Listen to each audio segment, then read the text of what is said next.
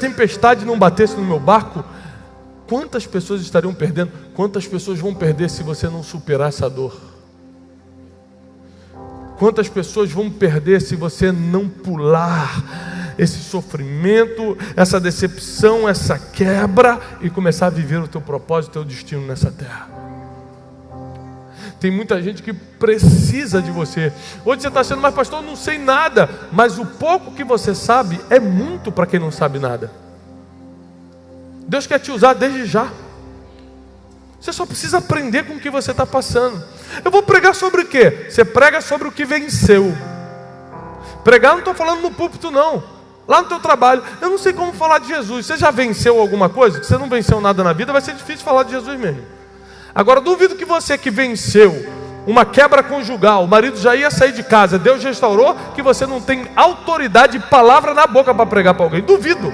Porque você só tem autoridade quando venceu uma batalha. O problema é que você ficou a vida toda fugindo de problema, fugindo de batalha, hoje não tem experiência para contar para ninguém. E é por isso que Deus fala, calma, eu mandei tudo isso justamente para você aprender, para você ter história para contar, para você ter experiência. Quando você tem experiência, o medo de falar vai embora, você fica à vontade de falar com a pessoa. O que eu estou pregando aqui hoje para você não é teologia, é o que eu passei. Se eu não passasse por isso, eu não teria autoridade para explicar. Uma vez, um jovem me procurou e falou assim, pastor, eu fui abusado na infância.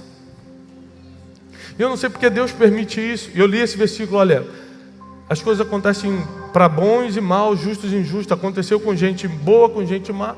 Você tem uma opção, ficar para sempre botando a culpa em Deus, porque Ele falou isso. Deus não me protegeu quando eu era pequeno, eu não escolhi isso. Eu falei, você tem razão, você era pequeno, você não escolheu. Mas hoje agora você é grande, você pode decidir o que vai fazer com isso.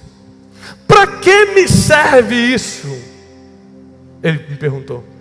Eu falei, por exemplo, eu, com toda a sabedoria que Deus me deu, com mestrado e com doutorado nos Estados Unidos, eu não consigo ensinar as pessoas a lidar com a dor de uma violação, de um abuso sexual. Você consegue. Você consegue reconhecer a dor no olhar de uma pessoa que passou por coisa igual ou pior e curar essa pessoa com uma palavra de autoridade. Eu não consigo, eu só consigo ser superficial. Deus te deu uma experiência de vida que pode virar dor ou pode virar crescimento. Você pode ficar embaixo chorando a vida toda ou pode estar no altar dando testemunho.